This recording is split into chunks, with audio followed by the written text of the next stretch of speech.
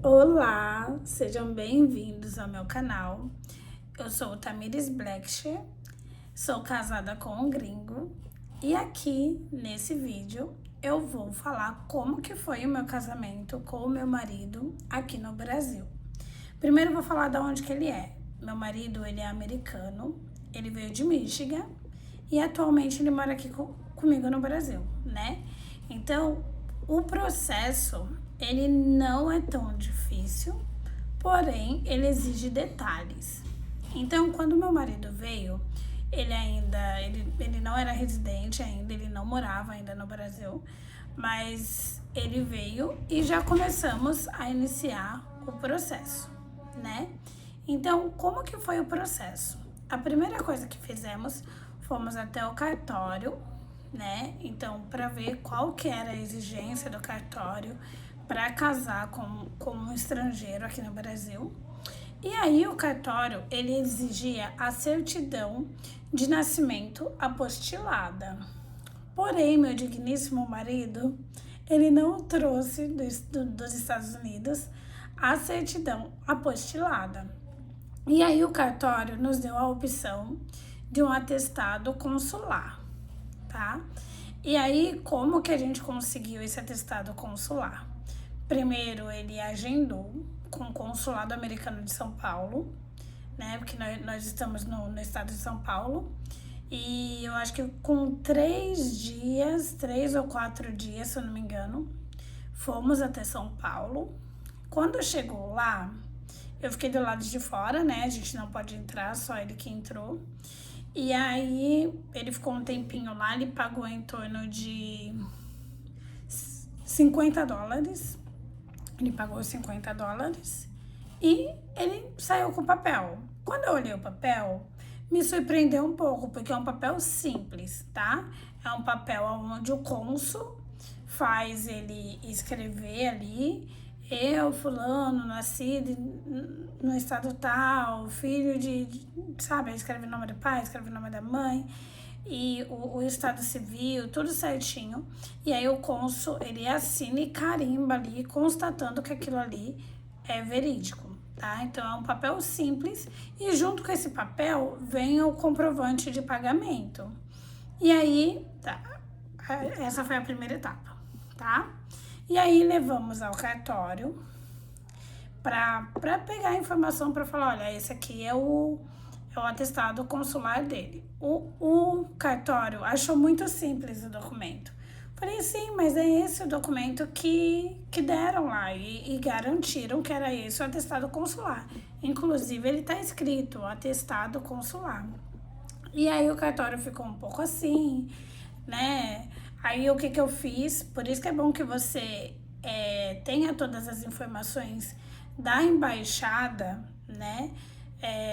Para que você fique assim, não passe por esse tipo de situação. Então o que eu fiz? Eu já tinha o número do consulado e eu dei para eles, o pessoal do cartório. Claro que eles poderiam pesquisar, mas eu quis facilitar a vida deles. Falei, olha, eu tenho aqui o número.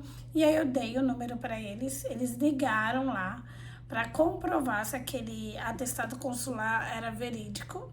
E aí o consulado confirmou que era verídico. Então, por isso que é importante você sempre ter ali o número, enfim. Outra coisa, o meu marido, ele não fala português fluente. Então, se o seu marido, né, independente da nacionalidade dele, ele fala português fluente, tudo bem? Porém, se ele não falar o inglês fluente, aliás, o português fluente, ele vai precisar de um tradutor juramentado, tá? Não é qualquer tradutor, tem que ser um tradutor juramentado. E aí eu consegui achar um tradutor juramentado daqui da minha cidade, um amor de pessoa, nossa, é uma pessoa maravilhosa, me ajudou muito nesse processo. E aí agendamos o dia, né? Eu acho que foi 3 dias depois, porque eu fui no dia 9, 10, 11, 12, isso. Eu fui no dia 9 de janeiro, né? Pedi as informações e voltamos lá no dia 12. que foi o dia que eu fui com o tradutor. Então, o que a gente levou? Levamos o passaporte do meu marido e o atestado consular, tá? Até porque ele não tinha CPF, nada disso. Então, foi as duas coisas.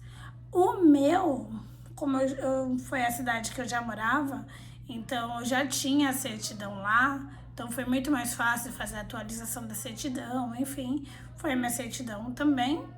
E o meu documento, né, meu RG, CPF, comprovante de residência. E aí fomos no dia e agendamos, tá?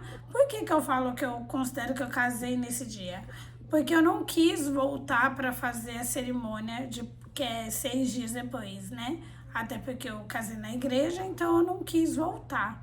Mas se você quiser casar e você quiser participar, né, ali com o juiz de paz no cartório, 6 dias depois você volta. E aí, nesse caso, você vai ter que pagar o tradutor juramentado a cada dia que ele for. Então, você paga o tradutor juramentado no dia do agendamento e você também paga ele no dia da cerimônia, que são 6 dias depois, tá? E aí, qual que é o valor, tá? Como eu já falei, a gente pagou $50 no atestado consular, mais os custos para ir para São Paulo, né? Mas não é tanto. Então, vai dar em torno de uns R$ 250. Eu não sei quanto que tá o dólar agora, mas eu acho que deve ser em torno de 250, R$ 260. Mais os custos para você ir até lá, né? Eu fui com meu marido, que ele não conhece São Paulo sozinho. E mais o custo do tradutor juramentado, tá? Eu não sei qual o valor agora, porque cada ano, né, tem um ajuste ali deles, enfim. Mas eu acredito que eu paguei, acho que foi quase R$ 500, tá? Então, você coloca R$ 500 cada vez que ele for. Então, se ele for 2 vezes, 500 e pouquinho, né? Deve estar uns 500 e pouquinho agora, tem 2 anos que eu me casei. Então, deve estar uns 500 e pouquinho. Então, vai dar em torno de 1.000 e uns quebradinhos, né? Se você quiser que ele vá na cerimônia de juiz de paz, se você quiser fazer, porque tem cartório que obriga você a fazer, né? O meu me deu essa opção e eu não quis. Então, você vai pagar esse valor. E o valor do casamento em si, que todo mundo paga, independente de você ser estrangeiro ou não. Eu acredito que foi em torno, foi meu marido que pagou, mas eu acredito que foi em torno de uns 585, tá? Então, foi esse o processo. Não foi um bicho de quebra-cabeças, mas, né? Mas foi estressante porque o cartório ele não queria aceitar o atestado consular e a gente teve que ficar ali esperando o cartório decidir se aceitaria ou não. Mas é muito importante, né? Se o seu marido puder já trazer a certidão de nascimento apostilada. O que é a certidão apostilada? É lá no cartório, né, onde eles certificam que aquele documento pode ser usado fora do país. Então, sem o apostilamento, o cartório não pode aceitar aquela certidão. E é por isso que eles nos deram, né, a segunda opção, que foi o atestado consular. E foi a nossa sorte, senão ele teria que voltar lá nos Estados Unidos e fazer o apostilamento para voltar para o Brasil e a gente casar aqui, né? Atualmente ele mora aqui, ele já é residente aqui. Se vocês quiserem, eu faço um outro vídeo falando como que foi a residência dele aqui no Brasil. Meu marido já é legalizado aqui, ele ama aqui, a gente mora aqui. E é isso. E é importante você ter esse detalhe, né?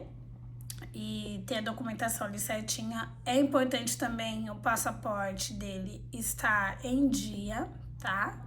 E ele também está em dia aqui no Brasil. Quando meu marido casou aqui comigo, ele ainda estava na situação de turista, porém ele não estava fora do prazo, né? Ele estava no prazo ainda de acho que era 3 meses, ele ainda estava no prazo de 3 meses.